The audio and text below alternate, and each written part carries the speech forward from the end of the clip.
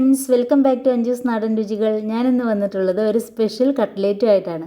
ഇന്ന് നമ്മൾ തയ്യാറാക്കുന്നത് ചീര കൊണ്ടൊരു കട്ട്ലേറ്റാണ്. നമുക്ക് നോക്കാം ഈ ടേസ്റ്റി കട്ട്ലേറ്റ് എങ്ങനെയാണ് തയ്യാറാക്കുക എന്ന്. അതിനാവശ്യമായി ഒരു പാനിലേക്ക് 1 ടേബിൾ സ്പൂൺ ഓയിൽ ഒഴിക്കാം.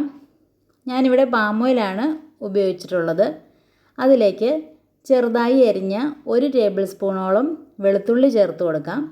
ചെറുതായി അരിഞ്ഞ് 1 ടേബിൾ സ്പൂണോളം ഇഞ്ചിയും ചേർത്ത് കൊടുക്കാം. ഇനി ഇത് ഒന്ന് നന്നായി വഴറ്റിയെടുക്കാം. ചെറുതായൊന്ന് മൂത്ത് വന്നാൽ മതി. അതിലേക്ക് നമ്മൾ അരിഞ്ഞു വെച്ചിരിക്കുന്ന ഒരു ചെറിയ പച്ചമുളക് ചേർത്ത് കൊടുക്കാം. എരിവിനനുസരിച്ച് പച്ചമുളകിൻ്റെ എണ്ണത്തിൽ വ്യത്യാസം വരുത്താം. ഞാൻ 1 പച്ചമുളകേ ചേർത്തിട്ടുള്ളൂ. ഇനി അതിലേക്ക് ഒരു ചെറിയ സവാള ചെറുതായി അരിഞ്ഞത് ചേർത്ത് കൊടുത്ത് നന്നായി വഴറ്റിയെടുക്കാം. ഉള്ളി പെട്ടെന്ന് വഴന്ന് വരുന്നതിന് കുറച്ച് ഉപ്പ് കൂടി ചേർത്തിട്ടുണ്ട്. ഇനി നിങ്ങൾക്ക് ഞാനൊരു ടിപ്പ് പറഞ്ഞു തരാം. നമ്മളിങ്ങനെ തവി പിടിക്കുമ്പോൾ ഈ തമ്പ് വിരൽ ഇങ്ങനെ ഫ്രണ്ടിൽ പിടിച്ചിട്ട് ബാക്കി 3 വിരലും പുറകിൽ പിടിക്കുകയാണെങ്കിൽ നമുക്ക് ഇളക്കാൻ എളുപ്പമുണ്ടാകും. ഇങ്ങനെ പിടിക്കുന്ന സമയത്ത് ഇങ്ങനെ ഇളക്കാൻ ബുദ്ധിമുട്ട് തോന്നും. അപ്പോൾ ഈ ടൈപ്പിൽ ഇങ്ങനെ പിടിക്കുകയാണെങ്കിൽ നമുക്ക് പെട്ടെന്ന് തന്നെ കൈ നല്ല ഈസി ആയിട്ട് ഇളക്കാൻ പറ്റും. അപ്പോൾ ഇങ്ങനത്തെ തവി ഉപയോഗിക്കുന്ന സമയത്ത് ഇങ്ങനെ പിടിക്കുന്നതായിരിക്കും കൂടുതൽ നല്ലത്. നിങ്ങളൊന്ന് ട്രൈ ചെയ്ത് നോക്കുക. വളരെ ഈസി ആയിട്ട് എനിക്ക് തോന്നിയിട്ടുണ്ട്. അതുകൊണ്ടാണ് ഞാനിത് പറഞ്ഞത്. ഇപ്പോൾ ഉള്ളി ഏകദേശം ഒന്ന് വഴന്നിട്ടുണ്ട്. അതിലേക്ക് നമുക്ക് 1/4 ടീസ്പൂൺ മഞ്ഞൾപ്പൊടി, 1/2 ടീസ്പൂൺ ഗരം മസാലപ്പൊടി, 1/2 ടീസ്പൂൺ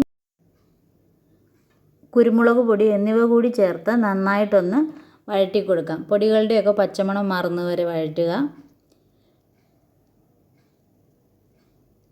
എരിവ് കൂടുതൽ വേണമെന്നുള്ളവർക്ക് ഈ സമയത്ത് കുരുമുളക് പൊടിയോ മുളകോ കൂടുതൽ ചേർക്കാവുന്നതാണ്. ഇനി ഇതിലേക്ക് മുളക് പൊടിയുടെ ഒന്നും ആവശ്യമില്ല. നമുക്ക് കുരുമുളകിൻ്റെ എരിവ് മാത്രമാണ് ഇതിലേക്ക് ആവശ്യമുള്ളൂ. ഇനി ഒരു 2 ടേബിൾ സ്പൂണോളം മല്ലിയില അരിഞ്ഞത് ചേർത്ത് കൊടുക്കാം. ഇത് ഓപ്ഷനിലാണ്. നിങ്ങൾക്ക് ആവശ്യമുണ്ടെങ്കിൽ മല്ലിയിലയുടെ ഫ്ലേവർ ഇഷ്ടമാണെങ്കിൽ ചേർത്ത് കൊടുത്താൽ മതി. ഇല്ലെങ്കിൽ മല്ലിയില സ്കിപ്പ് ചെയ്യാവുന്നതാണ്. ഇലകളായതുകൊണ്ട് പെട്ടെന്ന് തന്നെ വഴന്നു വരും. മല്ലിയില നന്നായിട്ട് വാടിയിട്ടുണ്ട്. ഇനി അതിലേക്ക് നമ്മൾ അരിഞ്ഞു വെച്ചിരിക്കുന്ന ചീര ചേർത്ത് കൊടുക്കാം. ഈ ചീര ഒരു 5-6 ചുവട് ചീര ഉണ്ടാവും. അത് നിറച്ച് ഇലയുള്ള നല്ല ഫ്രഷ് ആയിട്ടുള്ള ചീരയാണ്. നന്നായി വാഷ് ചെയ്തതിന് ശേഷം ഇതുപോലെ ചെറുതായിട്ട് കട്ട് ചെയ്തത് ചേർത്ത് കൊടുക്കാം.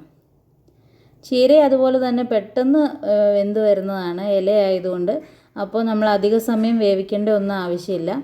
ഈ മസാലയിൽ നന്നായിട്ടൊന്ന് മിക്സ് ചെയ്തെടുത്തതിന് ശേഷം ഒരു 2 മിനിറ്റ് മൂടി വെച്ച് വേവിച്ചാൽ മതിയാവും.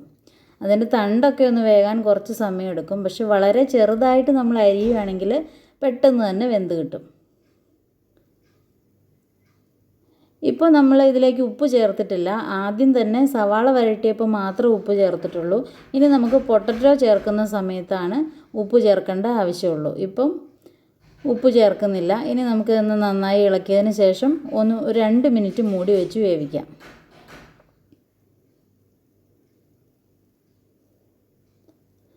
ഇപ്പോൾ ഒരു 2 മിനിറ്റ് കഴിഞ്ഞിട്ടുണ്ട്. കണ്ടില്ലേ, നമ്മുടെ ഇലയൊക്കെ നന്നായിട്ട് വെന്തിട്ടുണ്ട്. വെള്ളവും ഒക്കെ നന്നായിട്ട് വറ്റി വന്നിട്ടുണ്ട്. ചീര ഇലയായതുകൊണ്ട് തന്നെ ഒത്തിരി വെള്ളം ഇറങ്ങാൻ സാധ്യതയുണ്ട്. പക്ഷേ ഇതിപ്പോൾ നമുക്ക് അധികം വെള്ളമില്ല, നന്നായിട്ട് വറ്റിയിട്ടുണ്ട്.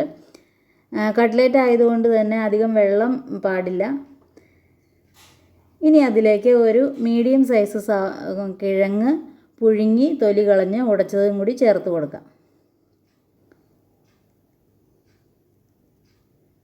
ഈ കിഴങ്ങ് ചേർക്കുമ്പോഴേ നമുക്കത് നന്നായിട്ട് ഉരുട്ടിയെടുക്കാനുള്ള പരുവത്തിലാവുകയുള്ളൂ.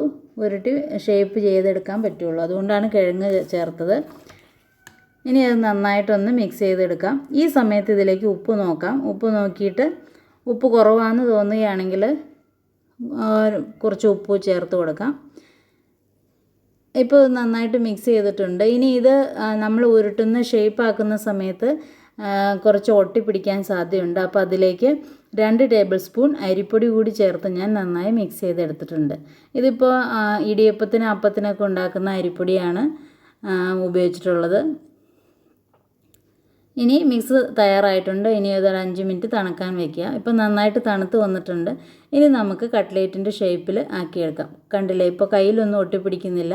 നമ്മൾ ഓൾറെഡി മസാല ഇത് മിക്സ് തയ്യാറാക്കിയപ്പോൾ തന്നെ എണ്ണയൊക്കെ ചേർത്തിട്ടുള്ളതുകൊണ്ട് കയ്യിൽ ഒട്ടിപ്പിടിക്കില്ല. അപ്പോൾ നമുക്കതിന് പ്രത്യേകിച്ച് കൈ എണ്ണയിൽ മുക്കുകയോ വെള്ളത്തിൽ മുക്കുകയോ ഒന്നും ആവശ്യമില്ല. ഇതിനു മുമ്പ് ഞാൻ വെജിറ്റബിൾ കട്ട്ലേറ്റ് ഉണ്ടാക്കിയപ്പോൾ ഈ ഷേപ്പ് ചെയ്യുന്നത് എങ്ങനെയാണെന്ന് കാണിച്ചിട്ടുണ്ട്. ഇങ്ങനെ നമ്മൾ റൗണ്ട് ഷേപ്പിലാക്കിയതിന് ശേഷം പ്രസ് ചെയ്തെടുക്കാം, അല്ലെങ്കിൽ നമുക്ക് ഓവൽ ഷേപ്പിലാക്കി എടുക്കാം. ഇങ്ങനെ ഒരു ചെറിയ ഉരുള എടുത്തിട്ട് കയ്യിൽ വെച്ച് നീളത്തിലൊന്ന് പരത്തിയെടുക്കാം, നീളത്തിലൊന്ന് ഉരുട്ടിയെടുക്കാം. കണ്ടില്ലേ, ഈ ഷേപ്പിലാകുന്നതിന് ശേഷം ഇനി ഇതൊന്ന് പരത്തിയെടുക്കുക. ഇപ്പോൾ കട്ട്ലേറ്റിൻ്റെ ഓവൽ ഷേപ്പിലുള്ള കട്ട്ലേറ്റിൻ്റെ ഷേപ്പായിട്ടുണ്ട്. ഇനി നമുക്ക് എല്ലാം ഇതുപോലെ തയ്യാറാക്കിയെടുക്കാം.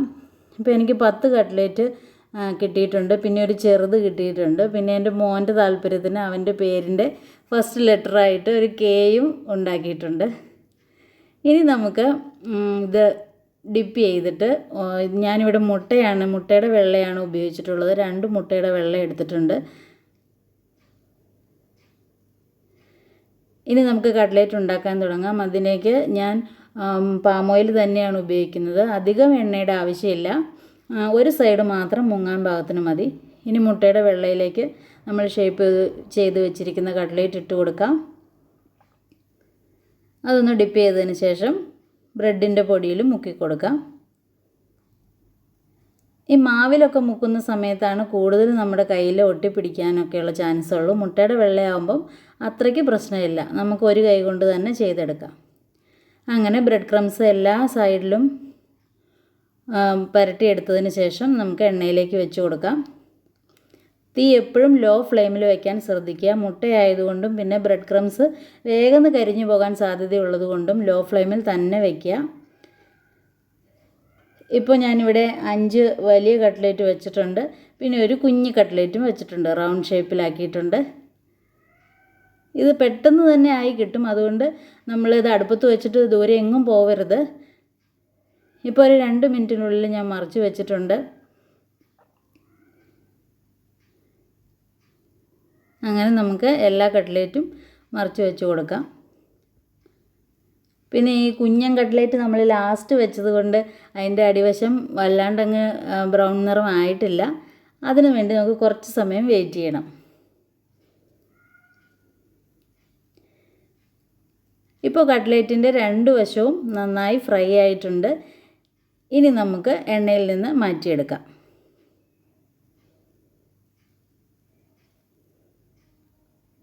കൂടുതൽ സമയം എണ്ണയിൽ ഇട്ടുകൊണ്ടിരിക്കാൻ വെയിറ്റ് ചെയ്യരുത്, വേഗം കരിഞ്ഞു പോകും. അപ്പോൾ ഈ സമയമാകുമ്പോഴേക്ക് ബ്രൗൺ നിറമാകുമ്പോൾ തന്നെ എണ്ണയിൽ നിന്ന് മാറ്റിയെടുക്കാം. ഞാനിപ്പോൾ ഒരു ടിഷ്യൂവിലേക്കാണ് വെച്ച് കൊടുക്കുന്നത്, അപ്പോൾ എണ്ണ പെട്ടെന്ന് വലിച്ചെടുക്കും. അങ്ങനെ നമ്മുടെ ടേസ്റ്റി ചീര കട്ട്ലേറ്റ് ഇവിടെ തയ്യാറായിട്ടുണ്ട്. ഇത് ഉണ്ടാക്കാൻ വളരെ ഈസിയാണ്, അപ്പോൾ ഇതെല്ലാവരും ട്രൈ ചെയ്ത് നോക്കുക. നമ്മുടെ മക്കൾക്കൊക്കെ ഈ ചീരയൊക്കെ കഴിക്കാൻ മടിയാണെങ്കിൽ ഇതൊക്കെ ഒന്ന് ട്രൈ ചെയ്ത് നോക്കുകയാണെങ്കിൽ അവർക്ക് ഭയങ്കര ഇഷ്ടമാവും. കാരണം മുട്ടയൊക്കെ ചേർത്തിട്ടുള്ളതുകൊണ്ട് തന്നെ ആ ഒരു ഫ്ലേവറും കിട്ടും. അപ്പോൾ അങ്ങനെ എല്ലാ കട്ട്ലേറ്റും ഞാനിവിടെ തയ്യാറാക്കിയിട്ടുണ്ട്. എൻ്റെ മോൻ്റെ ഫേവറേറ്റ് കേയും ഉണ്ടാക്കി വെച്ചിട്ടുണ്ട്. അപ്പോൾ ഇതെല്ലാവരും ട്രൈ ചെയ്യുക. എൻ്റെ ചാനൽ സബ്സ്ക്രൈബ് ചെയ്യുക, ലൈക്ക് ചെയ്യുക, ഷെയർ ചെയ്യുക, കമൻറ്റ് ചെയ്യുക. Thanks for watching. Thank you.